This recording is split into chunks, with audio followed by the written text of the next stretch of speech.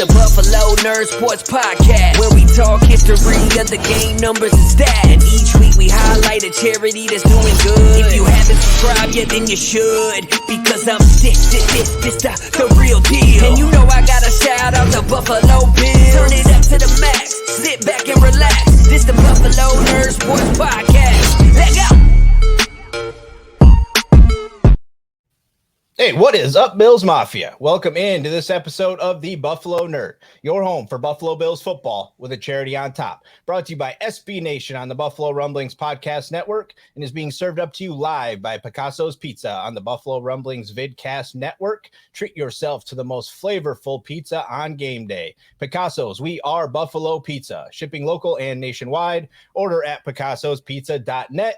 I'm your host, Colt Schroeder. First time catching the show. Appreciate you. Thanks for being here. Already part of the Nerd Mafia. Welcome home. So speaking of part of the Nerd Mafia already, I got, as you can see, I have the backup quarterback we're going to have to call him this week. I got Ryan Thomas was kind enough to come and hang out with me on the bye week here as we had to make some last minute adjustments for the show. So Ryan Thomas, sir, how are you? I am doing fantastic, Colt. There's nothing wrong with being the QB2, one Frank Reich to Jim Kelly. Fill in the blanks who the Jim Kelly is. I'm Frank Reich today. I'm cool with it. Right? There's worse things than being the backup in the NFL, right? There are, right? There are.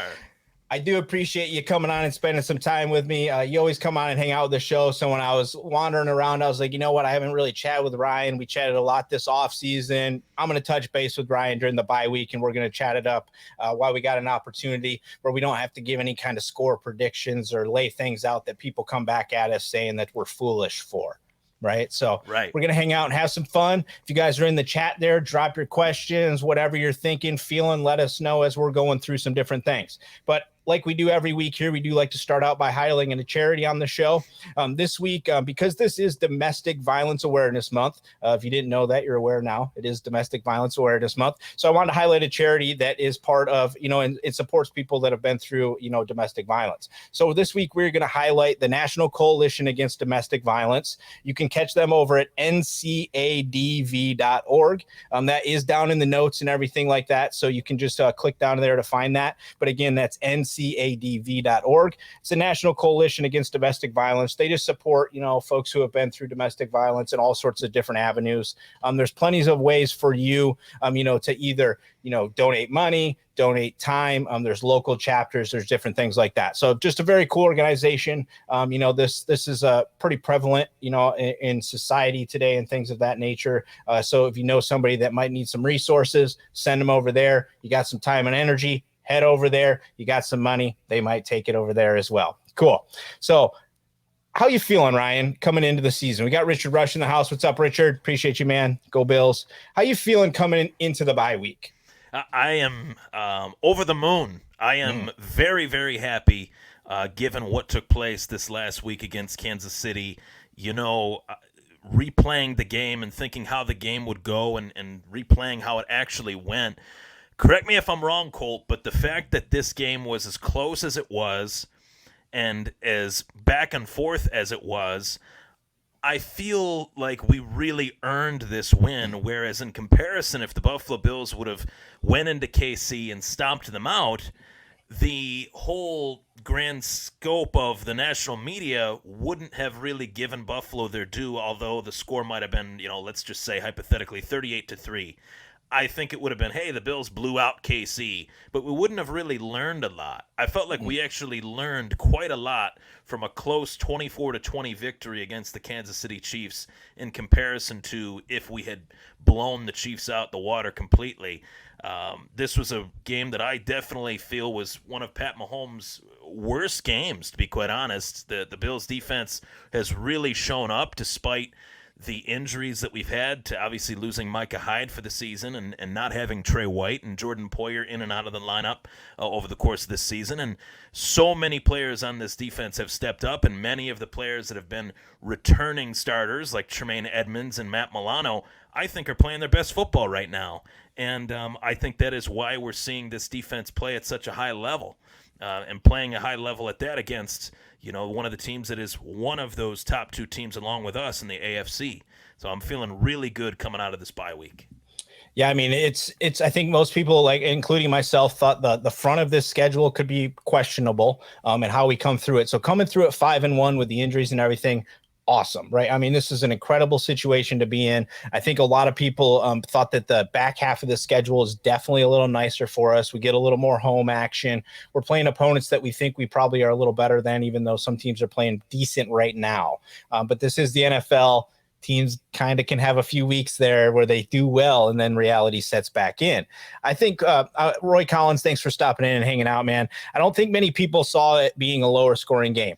So anybody listening, Tony Romo called it out like in the first quarter. He said it was going to be 24-20. But yeah, I agree. I called for a much higher scoring game, but I will admit I never felt during that game that we were out of it. Right. There was never a point in it where we're like, we're never going to be able to win this. Right. So it's like that game, I was pacing at the end, nervously pacing, but I was just calmly like, we're going to be okay. We're going to be okay. But I saw what I needed to see in that win. Right. It was, it's not going well. It's not going well. We're in Kansas City. The same thing's going to happen. No, not anymore. Right. Like it's not going to happen. We're going to close it out. We're going to be the team that makes the big play this time around. So very awesome to see the Bills go into the bye at 5-1. We're talking now about CB depth, right? That like Trey White's coming back potentially here, and like who are we sitting down now? Because all these young kids have been playing well. So like, how you feeling? We got Andre Smith, we let him go, right? But the trade decision's kind of around the corner still. But overall, this team's getting healthier and healthier. Where are you at right now as far as the team in general is just, are you feeling real comfortable with the rosters? Anything you change? Anything you want to see happen? I feel very comfortable. And, prior to the season starting, we assumed actually that, Trey White would start the season on the PUP list, and he did. And he's been out, obviously the entire season. And I assumed if he was going to be on the PUP list, what would be that potential target date? Typically, when a player is nursing a tough injury, he comes back after the bye. We've seen teams do this a lot over the years with players that are hurt. They come back after the bye. It gives them that extra week to, get prepared and get acclimated. And Trey White's been, doing just general stuff, nothing too crazy in terms of walkthroughs, trying to get back and get prepared for this return.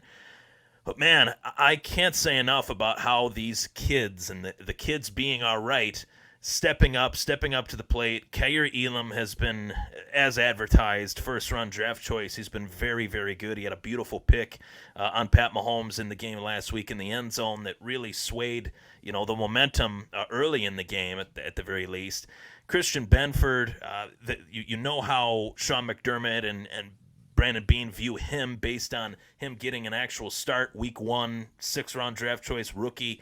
And to be honest with you, a guy that has really just blown my mind in terms of his next level play is Taron Johnson. And maybe it's an obvious one based on the interception that he had to seal the game, but it's almost as if these guys knowingly look around and see, hey, we're a bunch of young guys. Like, we finally have our opportunity, and we're going to make the most of it.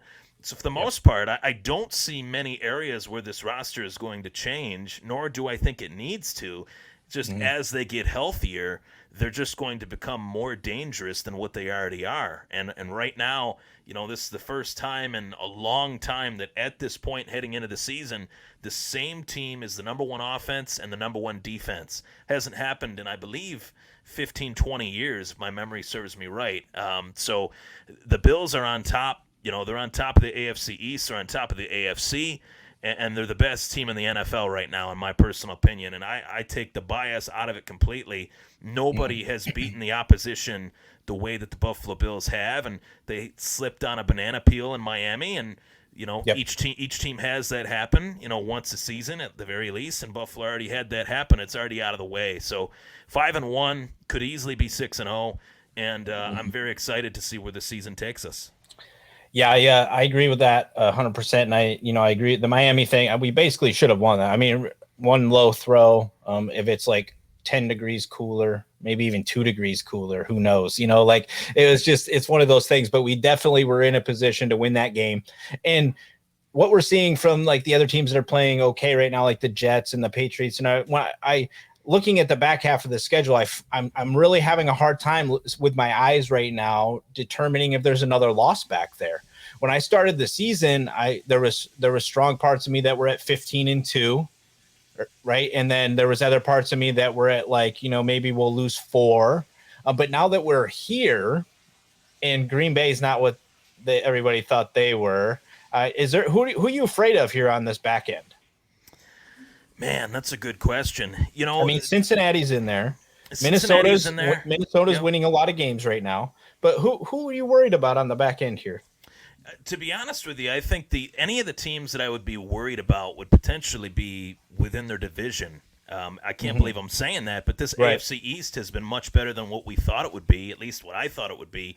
And I think that depending on what happens with Tua in Miami and with Mac Jones in New England, of course, Bailey Zappi's played well, but who knows how long that will last, how long, whether that's sustainable. But the New York Jets have actually really impressed me this season. I can't believe I'm saying that, but watching them against Green Bay this past week, their defense, their front seven is nasty. They are playing really well right now in terms of a unit. Robert Saleh's got them on their P's and Q's, and Zach Wilson's finally healthy. And they have a running back by the name of Breece Hall that I think is one of the best running back prospects in probably the last 10 years. So, the Jets would actually be a team that I would look at and say, we got to play them twice. They're a divisional opponent. But outside of them, I would say Cincinnati. Outside of them, I would say Cincinnati, just based on at any point, the Cincinnati Bengals could look like the greatest offense in the league, and at Right. other points they could look like they're good. So depending on which version of the Cincinnati Bengals that you get, that could be your toughest opponent, as well as the Jets. Yeah, and their secondary has been fairly legit so far this season as well. Cincinnati, right when the Bills had only given up like 1 or 2 passing touchdowns throughout the year, Cincinnati had given up like 3. So they're right there. But yeah, it definitely feels off there. They've definitely got some stiffer competition, I think a lot of people thought. But at the beginning of this, everybody was trending like the Bills have nobody in their division. And now all of a sudden you see people putting the Jets on their top 5 teams list.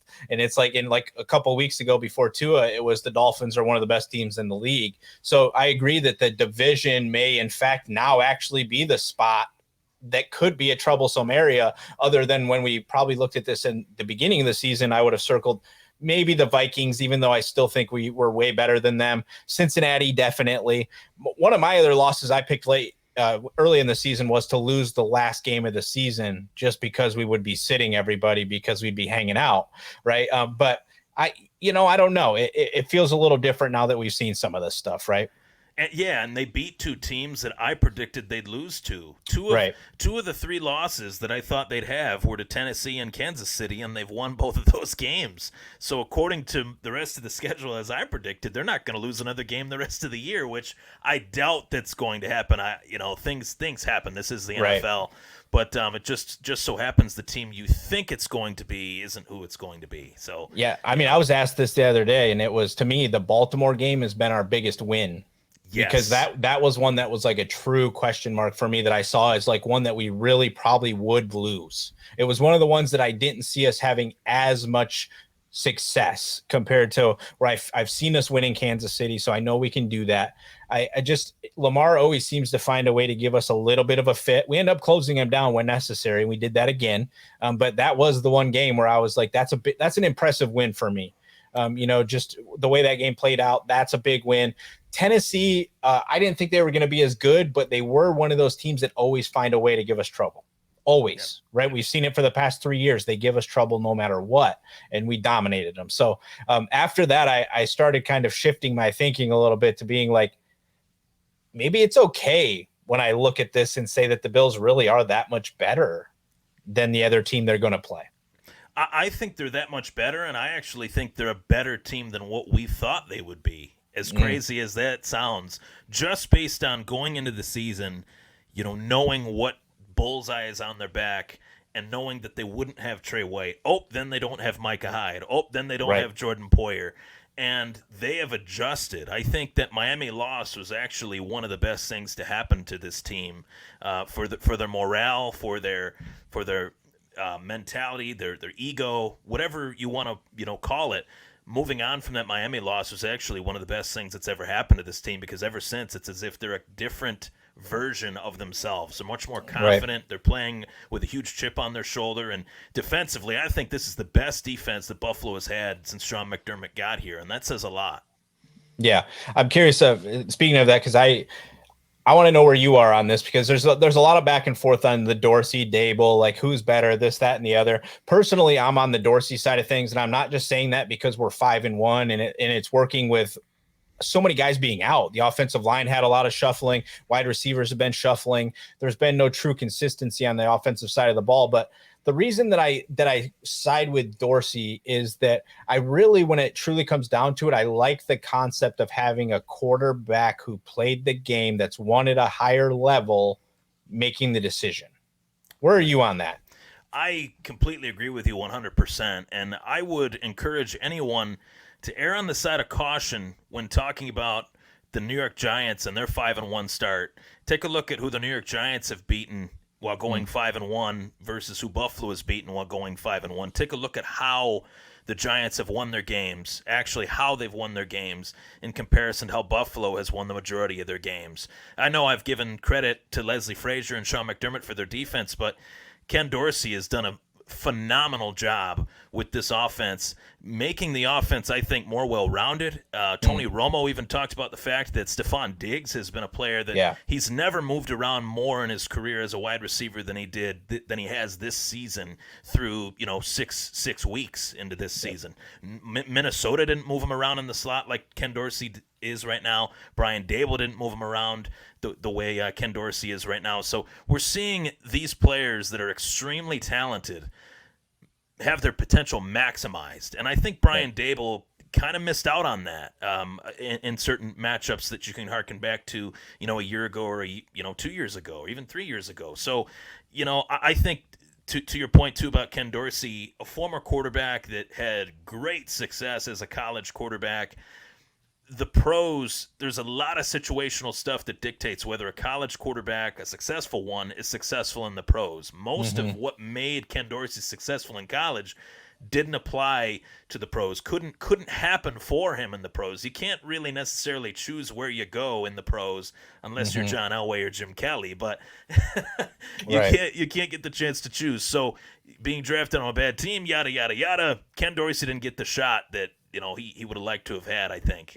I'm not even just speaking for him. I think I'm speaking for a lot of people in saying that. But anyways, I do believe that Dorsey is the guy that 3-4 years from now, he will be a head coach in this league based on the fact that I do believe Buffalo can win the Super Bowl this year, be a contender for many years to come with his offense.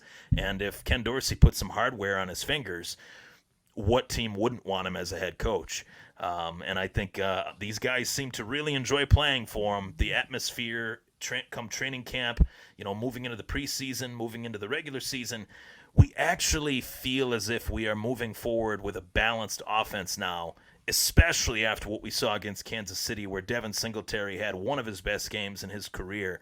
And I hope to see that more as we get into the dog days of the season, the harsh weather. Josh Allen can't be running around in the snow, getting leveled, in the snow and taking those bumps and bruises in the winter the way he does in the September, October months. So right. We'll expect to see a more well-balanced offense, I think, from Dorsey as opposed to Dable in years past.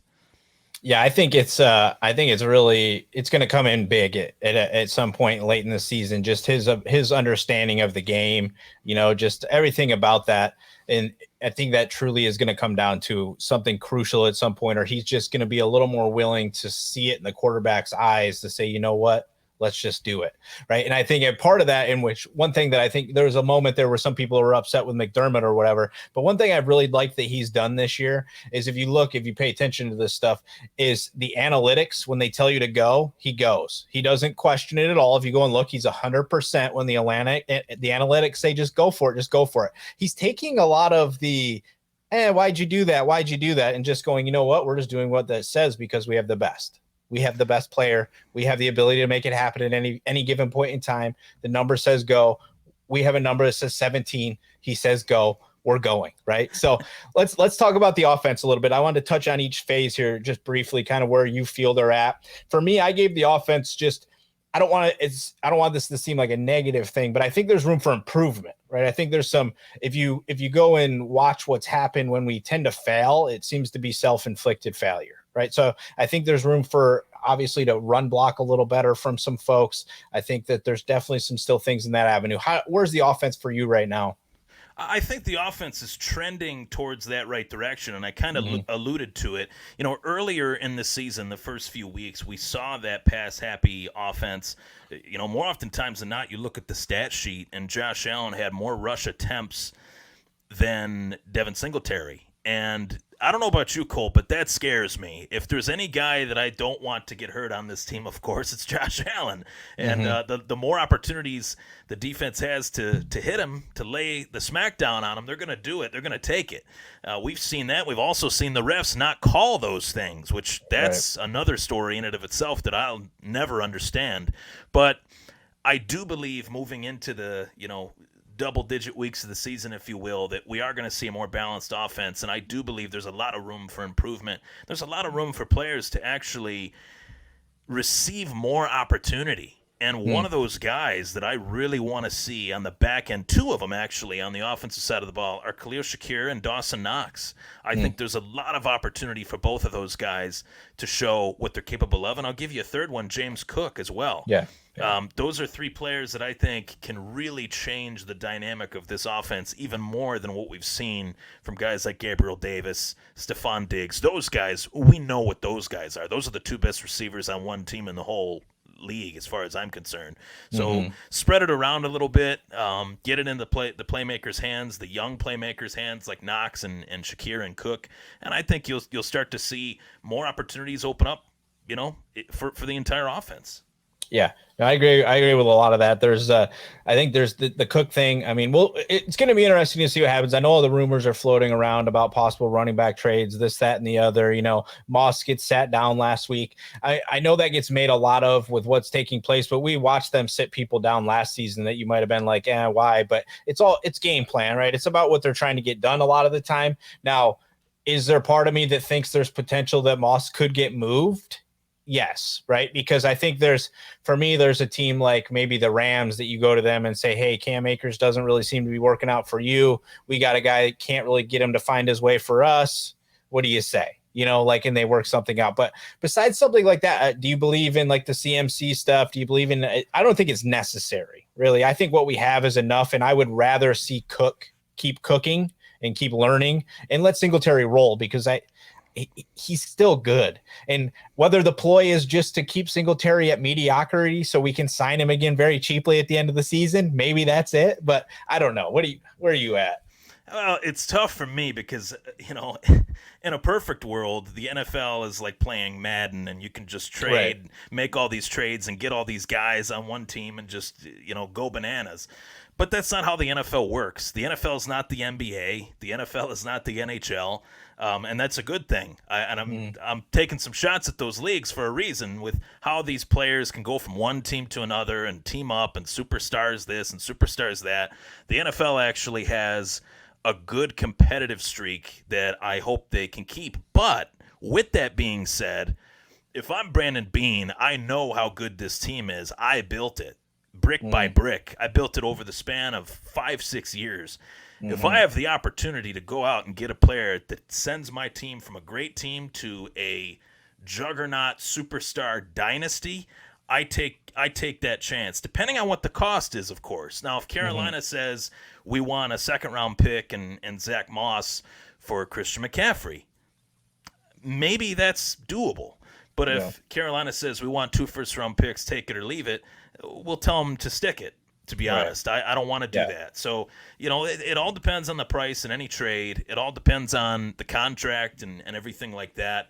And I know a lot of fans are curious about CMC. I am just as curious, if not more curious, about the upcoming status of Odell Beckham Jr. to see what, where is his health at? Where could he fit in with this team? There's a guy by the name of Jamison Crowder that is out for the foreseeable future. I feel like OBJ wouldn't take anything away from Stephon Diggs. He wouldn't take anything away from Gabriel Davis. The one guy he might take away from is Isaiah McKenzie, as well as Khalil Shakir. But I do know that if you were to ask OBJ who would his favorite quarterback be if he were to play with Josh Allen, it would be Josh Allen number 1, Eli Manning number 2, Baker Mayfield, safe to say, would be number 3. Maybe Matt Stafford would be 3 and Mayfield would be 4, but you get my point.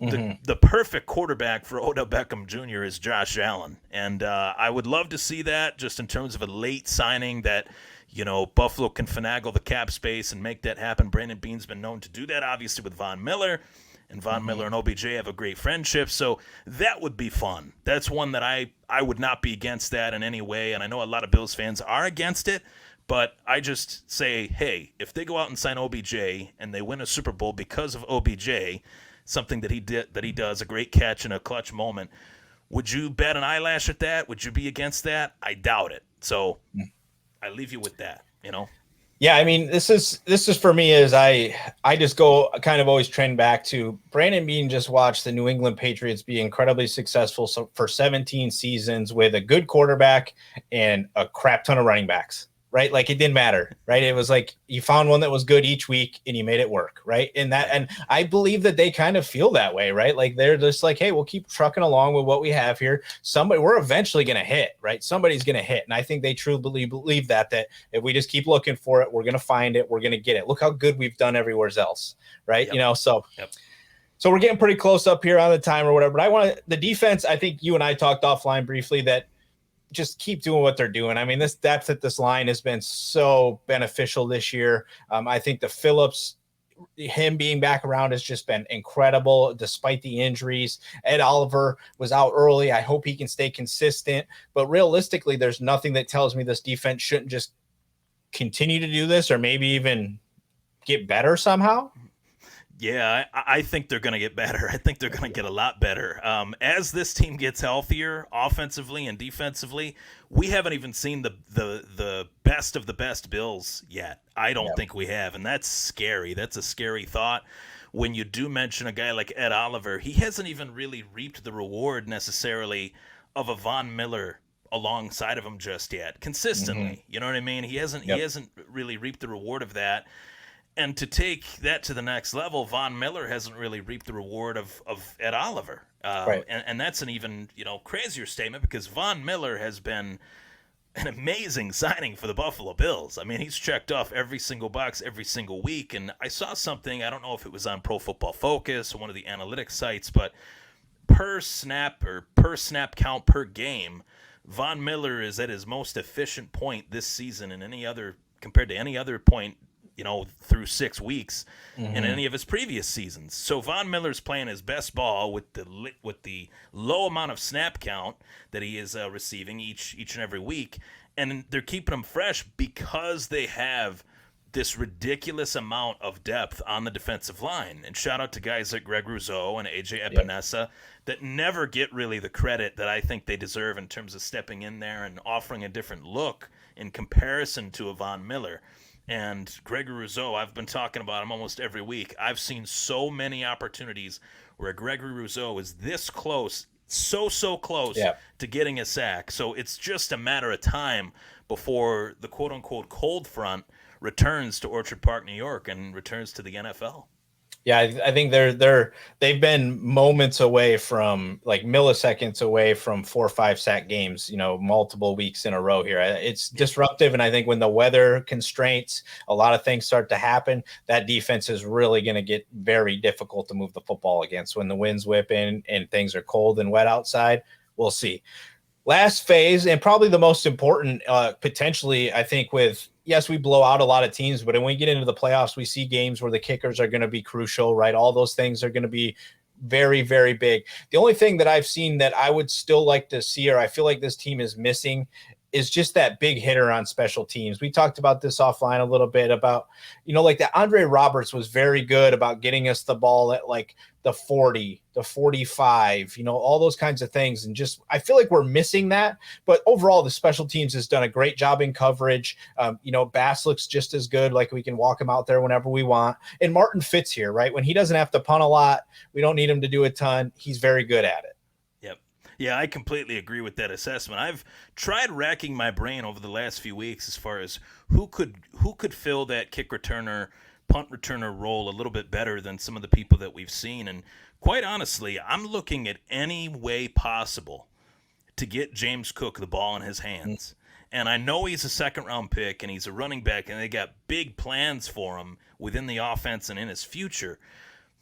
But why not get his feet wet back there? Why not give him an opportunity to field some punts, field some kicks, and I guarantee you'll see some electric things happen. You go back to his tape at Georgia. Anytime this guy had the ball in space, he was a goner. It only took a couple moves to get him past a defender, and he's gone. So I'd like to see that. I don't know if we will, but I'm just throwing it out there for the Bills fans as far as what they might think about that in terms of James Cook being back there as a kick returner or punt returner.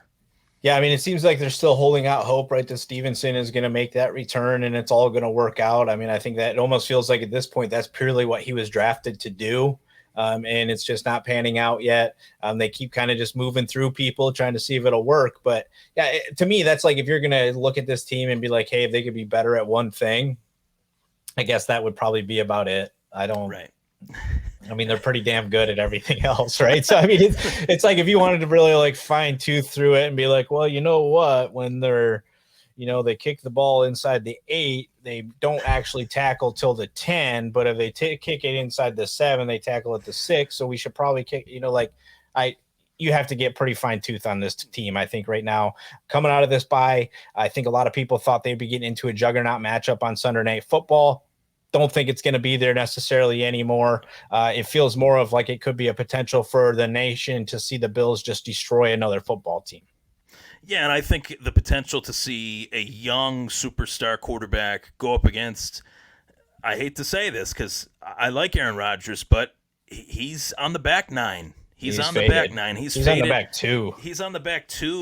He might be on the back 1. He might be out. He might be out next year. And it feels like he's out. Feels like he's out, and it feels like the Packers are shifting. They're shifting their team, in terms of how they're building it, their thought process behind how they're building it. I will say Green Bay has a fairly good defense. There's some guys on that defense that are pretty good. But they're not good in the positions they've been put in, though. They've been on the field way too much. They're being exposed because we haven't seen them on the field a ton in the past, or they've been playing a lot of games where they're playing pass defense, right? And they're not in that situation anymore. So there's some serious difference there, because I picked them too as one of the top defenses at the beginning of the year. If you look at what they've done year after year, they're consistently good, but they're being asked to do more this year, and it's not favoring them at all times. I feel like they're just at a point where they're somewhat mailing it in terms of who they have and who they don't have. They know they don't have a skill position receiver to speak of. That's a fact, and it's just and they don't have a backup quarterback to move to at this point either. So this feels to me like this is we're getting close to almost the Patriot-esque fall here, right? Where they're going to go down to the bottom, and they might lose to Detroit every season, for a while. And Detroit's actually, I never thought I'd say this, but Detroit's actually trending upward in comparison to Green Bay, like these next few years. Well, if you got them a mobile quarterback, they have good offensive pieces in Detroit, right? They do. They really do. So I think that we'll see what happens. And obviously this is the NFL, right? So you're not going to write anybody off. You're not going to write off a team that's coming in on Sunday Night Football that's probably potentially looking to ruin your party, right? Because you're walking out of the bye week. And actually we haven't done that great coming out of the bye. Right. We've kind of struggled to get ourselves going. I don't think that'll happen with this team, but, I'm excited to see it either way. We got a lot of good football ahead of us. I would say continue Bills Mafia to not get upset if we drop one. It's not over. We're going to be there. I think there's a strong possibility the number 1 seed might have 3 or 4 losses. So if we're talking about only losing maybe 1 or 2 more games, we're in good shape here, I think. So just continue to enjoy it. Love on Josh Allen each and every week, right? So appreciate everybody tuning in this week. Love you guys hanging out in the chat. Appreciate you guys chiming in, giving us some stuff to talk about and telling us when we're foolish and pointing things out for us. So appreciate that. Ryan, sir, I appreciate you spending some time with me. Why don't you tell everybody where they can find you if they don't happen to know who you are when you're doing shows? Yeah, I really appreciate you having me on, Colt. It's always a pleasure, and this was a fun show to put together. So for anyone that wants to check out any of my stuff, my social media at Ryan Thomas Take for Twitter as well. I'm on Instagram all the time, posting stuff at Ryan Thomas Take. YouTube channel, the Thomas Take Sports Podcast. I have a lot of YouTube shorts. I love to spit off a 60-second hot take or a score prediction or my Buffalo Bills X Factor series, which has been awesome each and every week. People are really enjoying that, as well as Facebook. That's where my show is streamed, as well as YouTube. Sunday nights and Wednesday nights, I do pregame, postgame, a lot of awesome stuff, and obviously, I got some UFC stuff on the walls around here too for my other shows. So combat sports coverage, UFC 280 is this Saturday. Really pumped for that. I have my preview and prediction podcast coming out, who I got winning those fights and why, and a whole lot more. So I really appreciate the Bills Mafia tuning in to my Bills coverage or even my combat sports coverage on my podcast. Absolutely. I appreciate you coming on and hanging out with me, man. We've gone back and forth a couple of times. The fans appreciate you, so we can't go wrong with having you on. So absolutely love hanging out with you. Make sure you guys do, if you missed at the top here, to go over there and check out at ncadv.org. That's the National Coalition Against Domestic Violence. If you can, send some information to people that might need it or help out over there. Appreciate everybody tuning in and hanging out each and every week. And of course, go Bills. Make sure you leave a review and subscribe so you never miss another episode. We'll see you next time. Leg out!